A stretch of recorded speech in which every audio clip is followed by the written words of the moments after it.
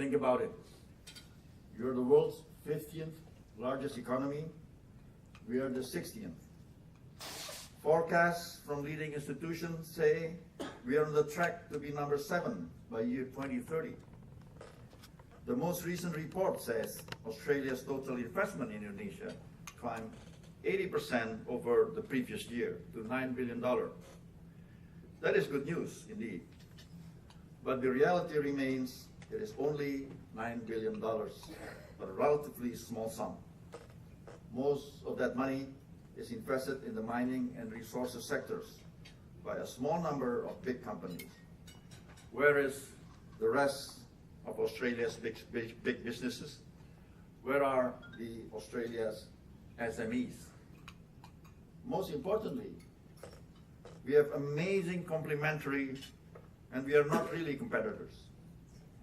Just the other day, I was with my friend Greg Moriarty, your ambassador to my country, and the question came up, is there another set of 2 countries in the world who have the same opportunities that lie before us? We could not think of any.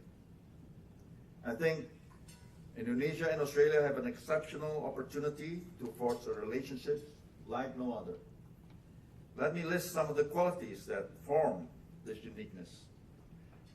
Proximity. Neighbors can be friends, allies, business partners. Democracies. Freedom is worth fighting for together. Contrast. One developed, one developing. Problems are opportunities. And complementarity.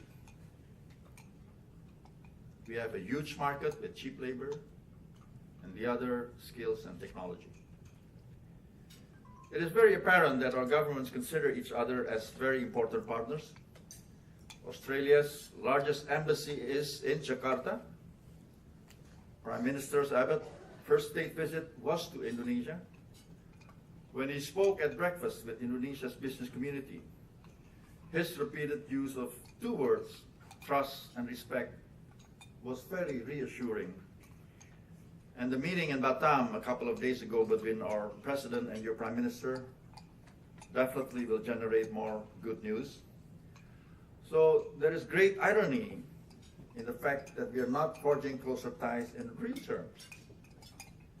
Campbell Bridge, an Australian lawyer and mediator, says, Asian society in business or otherwise is relationship-based, not rights-based. When I'm in Indonesia as a mediator, I need to change the way I was trained to think in Australia. Bravo, Campbell. I believe Indonesia deserves more credit than it gets. We are a tolerant, secular state, a young but strong democracy. We do not cause problems with other countries. In fact, we like to see ourselves as a mediator on increasingly global issues. We are working hard on our local issues like social justice, battling corruption, poverty alleviations, healthcare, and education for all. You can help. And when you do, we appreciate it very much. I will not ignore the difficulties we face with turning the boats around.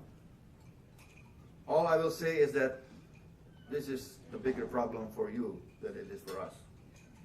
Because they're heading to your country, not ours. We have many bigger problems to worry about, and our resources are limited. I would be failing in my task today if I didn't clarify one last issue. Hangovers from the past. Please remember, we are not the communist threat we were 50 years ago. We are not the military dictatorship we used to be 15 years ago. We are not sure you have noticed the change. We have moved on from our past. We don't think you have. We are an increasingly confident country, not just confident consumers. This is natural because this is evolution of a species, as Charles Darwin would say. Confidence does not mean arrogance. Nationalism does not mean protectionism. There was a time when we sold our timber, our rocks of our many resources as raw materials because we didn't know better. We are growing up. We don't just want holes in the ground anymore.